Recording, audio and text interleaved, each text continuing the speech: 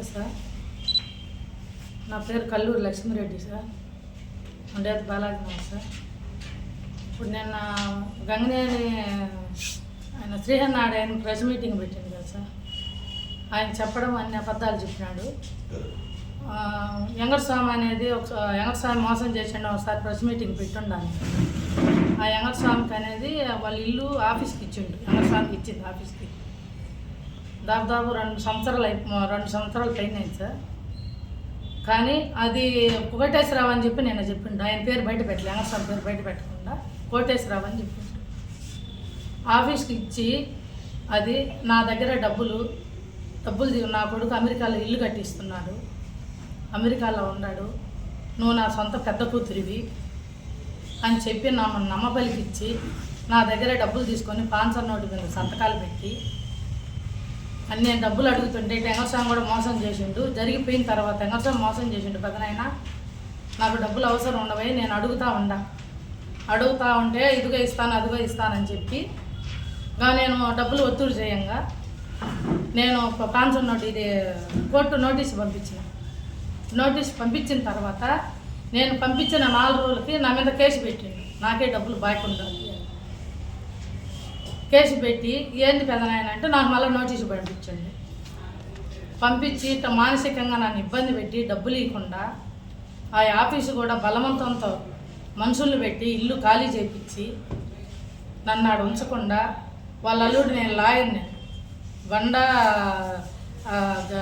ఏదో వాళ్ళ ఇంటి పేరు శ్రీనివాసరావు, నేను లాయర్ని, నేనేమైనా చేస్తా, ఏ కేసులో అయినా ఇరికిస్తా నిన్ను అని చెప్పి వాళ్ళ పలుకుబడి ఉపయోగించుకొని నన్ను మానసికంగా ఇబ్బంది పెడతా, నా డబ్బులు నాకు ఇవ్వమంటే అడిగినందుకు ఈ రకంగా తప్పుడు కేసులు పెడతా, నన్ను బెదిరిస్తా, నేను డబ్బులు ఇవ్వను, నువ్వేం చేసుకుంటో చేసుకో, నువ్వు నెల్లూరులో ఉంచను, నువ్వు హైదరాబాద్లో ఉంచను, నేను నెల్లూరులో ఉంచను, నీ దిక్కున్న చాటు నువ్వు చెప్పుకో అని చెప్పి ఈ రకంగా నన్ను ఇబ్బందులు పెడతా కొంతమంది మనుషులను పెట్టి బలవంతంతో ఇల్లు ఖాళీ చేయించండి ఆ నుంచి లేకుండా నేను వస్తా పోతున్నాను సార్. డబ్బులు తీసుకున్నారు సార్. డబ్బులు తీసుకొని నన్ను ఈరోజు డబ్బులు అడుగుతున్నందుకు నన్ను మానసికంగా ఇబ్బంది పెట్టడము, నన్ను తిట్టడము, నన్ను ఎవరితంటే వాళ్ళతో ఫోన్లు చెప్పేయడము, ఎట్టంటే అట్లా తిట్టడము, నన్ను ఈ రకంగా ఇబ్బంది పెడుతున్నారు సార్. నిన్న ప్రెస్ మీటింగ్లో ఏందో రక్తం మరకలంట, ఏందో శవం అంట సార్. ఏమన్నా అది అసలు ఏమన్నా ఆ మాటలు అంటారు సార్. అది శవం ఏంది, రక్తం మరకలేంది సార్. ఎవరు తప్పుడుగా ఏందో కాగితాలన్నీ నాకు తెలవకుండా, ఇంటి తాళం ఉంటే ఇంటి తాళం ఆయన దగ్గర ఒకటి పెట్టుకుంటాడు నాకు తెలవకుండా. మేము పోనిచ్చి ఇండ్లు తాళాలు తీసేది అన్నీ ఎత్తుక్కుండేది. ఏందో కాగితాలు తీసుకోండి, ఏంటో కాగితాలు అంటారు, ఏందో ఆడిటర్ అంట, ఏందో కాగితాలు అంట, అవి నాకు తెలవదు. అది మేము తీసుకోలేము, అసలు నాకు సంబంధం లేదయ్యి. ఏ రకంగా పుట్టించుకున్నారో కాగితాలు, దొంగ కాగితాలన్నీ పుట్టించుకున్నారు సార్. నేను డబ్బులు అడిగినందుకు ఏ చెప్తున్నారు, డబ్బులు ఎక్కొట్టేదానికి నేను ఆడ మనిషిని సార్. నేను ఆడకోడు పెట్టుకొని ఏడకోడు పెట్టుకొని ఆడప్పు తెచ్చి నేను ఫ్లాట్ల బిజినెస్ చేసుకుంటాను సార్ హైదరాబాద్లో. ఈ శాలని పేరు చెప్పి ఈ వెంకటస్వామి చేసిన పనికి అదే ఇంట్లో ఆ పెద్ద ఆయన శ్రీహన్నాయుడు ఇంట్లోనే ఆఫీస్ పెట్టిండు. ఇది వెంకటస్వామి జరిగిన తర్వాత ఇది జరిగింది పెదనాయన, నాకు వెంకటస్వామి కూడా మోసం చేసిండు, నేను డబ్బులు మానసికంగా ఇబ్బందులు ఉంటా కదన్నా, మీరు తీసుకున్న డబ్బులు కూడా ఇవ్వండి అని చెప్పి అడిగినందుకు నన్ను ఈరోజు మీడియా ముందుకి ఇచ్చేసి నన్ను డాన్ అని పెట్టియడము మీడియాల ముందు. నేనేం తప్పు చేసినాను సార్? డబ్బులు ఇచ్చినా, నేను నమ్మి డబ్బులు ఇచ్చినాను సార్. నేను ఇల్లు అమ్ముతున్నానమ్మా, మా అమెరికాలో మా కొడుకు ఎప్పటికైనా మా కొడుకు కాడికి వెళ్ళిపోతాం మేము, నీకు అంత అవసరమైతే ఈ ఇల్లు కూడా మేము అమ్మేసి నీకు డబ్బులు కడతాము, మేము ఇక్కడ ఉండము. నాకు హార్ట్ అటాక్ వస్తే నా కొడుకు ₹1 కోటి పెట్టి బాగా చేయించండి అమ్మ నాకు. అటువంటి వాడు నా కొడుకు డబ్బులు యాడికి అంటే వాళ్ళ కొడుకు కూడా ఫోన్లో మాట్లాడిండు. చక్రి అబ్బాయి ఫోన్లో మాట్లాడి అక్క డబ్బులు యాడికి పోవు ఇవ్వండి అని చెప్తే ఇచ్చిన. తర్వాత వాళ్ళ అల్లుడు బండా శ్రీనివాసులు, తర్వాత వాళ్ళ కూతురు పద్మశ్రీ, ఈయన శ్రీహన్నాయుడు భార్య శ్రీహన్నాయుడు, వీళ్ళు అందరూ 5 మంది కలిసి నీకు నన్ను మోసగిచ్చి నీకు డబ్బులు యాడికి పోవమని చెప్పి నమ్మపల్లికి నా పెద్ద కూతురి అమ్మనమని చెప్పి నన్ను మోసం చేసి నా దగ్గర ఉన్నాయని తీసుకొని ఈరోజు నేను అప్పుండానని చెప్పేసి కంప్లైంట్ పెట్టి నన్ను ఇబ్బంది పెట్టి నన్ను ఈ రకంగా రోడ్ల మీదకి లాగి సార్ నన్ను మానసికంగా ఈ రకంగా సాగుకు గురి చేస్తున్నారు సార్. వాళ్ళు ఏమైనా చేయగలుగుతారు సార్. వాళ్ళు బెదిరిస్తున్నారు. నేను బయట తిరగాలన్నా భయం పడుతుంది వాళ్ళ వల్ల. నాకు నేను నెల్లూరులో రావాలన్నా భయం పడుతుంది సార్. నేను పోతుండా కానీ వాళ్ళ వల్ల నాకు ప్రాణాయం ఉంది. వాళ్ళ 5 మంది మీద నా డబ్బులు ఎక్కొట్టడానికి నాకు ప్లాన్ చేసింటూ నన్ను మానసికంగా ఇబ్బంది పెడుతున్నారు సార్. వాళ్ళ పలుకుబడి ఉపయోగించుకొని నన్ను ఇబ్బంది పెడుతున్నారు. డబ్బులు అడిగినందుకు ఇగో సార్ డేట్లు నేను నోటీసు పంపి డేట్ చెప్పండి. నేను అదో సార్ అదో నేను నోటీసు పంపించిన డబ్బులు కావాలని. నేను నోటీసు పంపించిన 4 రోజులకి కంప్లైంట్ పెట్టి నోటీసు పంపించారు నాకు. నేను మళ్ళీ నోటీసు పంపించిన తర్వాత మళ్ళీ నేను ఎప్పుడు ఇంట్లో ఉన్నది ఇదిగో పాన్సర్ చూపించండి అయ్యా, నాకు తెలవదు కదా. ఇదిగో పాన్సర్ నోటు మీద సంతకాలు పెట్టున్నాడు శ్రీహర్ నాయుడు. పెట్టి నాకు ఆ డబ్బులు తీసుకొని మానసికంగా నన్ను డబ్బులు అడిగినందుకు కథనైనా నీకు తెలుసు ఎంగర్సా మోసం చేసి ఉన్నాడు. నేను ఆడే మీడియా ముందు పోయి ఉండా ఒకసారి.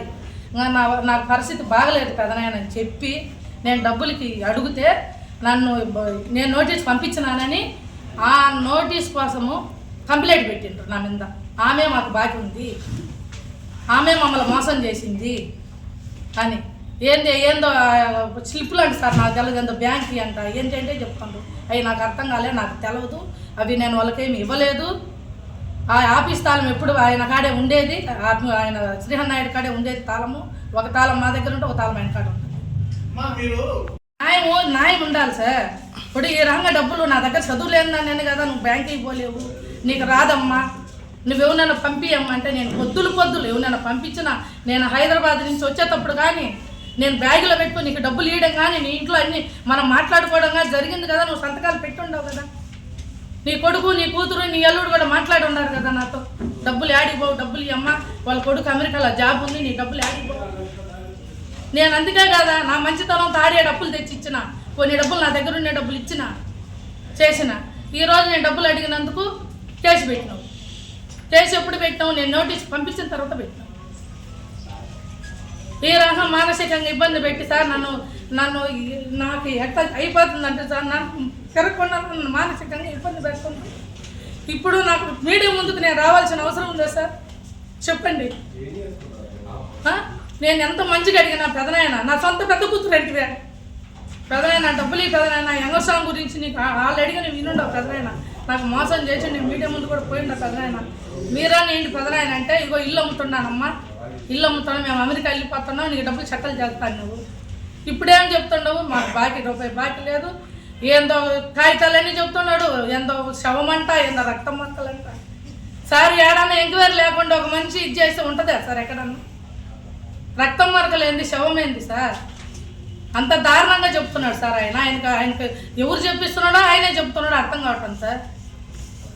నన్ను ఈ రకంగా వాళ్ళ 5 మంది నాకు ప్రాణయాది ఉంది, నాకు డబ్బులు ఇవ్వాలా, నేను ఆల్రెడీ కోర్టు వేసి ఉండా, వాళ్ళు కూడా కోర్టు వేసిన తర్వాత కూడా కంప్లైంట్ పెట్టుండారు. వాళ్ళు రికమెండేషన్ ద్వారా అన్నీ చేస్తుండారు. నేను ఏమీ మాట్లాడాను, నేను లీగల్గానే పోయినా, నేను వాళ్ళని పల్లెత్తి మాట్లాడలేదు. నేను లీగల్గా పోయినా, లీగల్గా పోవచ్చు, లీగల్గానే నేను పోయినా. వాళ్ళ మీదకి ఏ గొడవ పెట్టుకోవాలా, నేను ఏ మాట జారలే ఎక్కడ కూడా.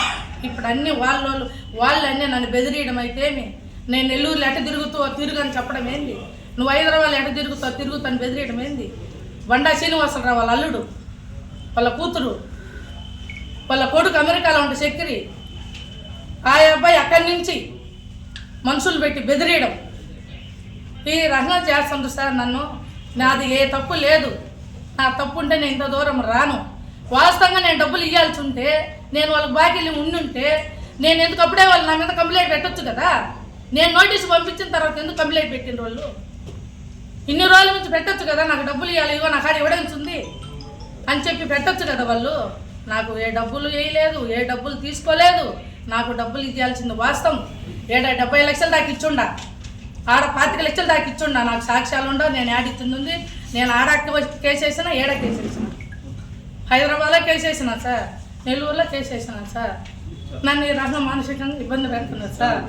నన్ను దయచేసి ఏ పెద్ద మనుషులైనా ఏ గవర్నమెంట్ వాళ్ళైనా కానీ నేను ఆడ మనిషిని సార్, నాకు న్యాయం చేయండి సార్. నాకు పానయాన్ని వల్ల ఉంది, వాళ్ళ వల్ల నేను తిరగలేకుండా సార్ భయపడి. నేను ఆడ మనిషిని సార్, నన్ను మానసికంగా ఇబ్బంది పెడుతున్నాను సార్. నేను ఉద్యోగికి పోయేదాన్ని కాదు సార్, నేను ఈ రకంగా డానని కూడా పెడుతున్నాను సార్ మీడియా. నేను అట్లా కూడా ఏం మాట్లాడటం లేదు సార్.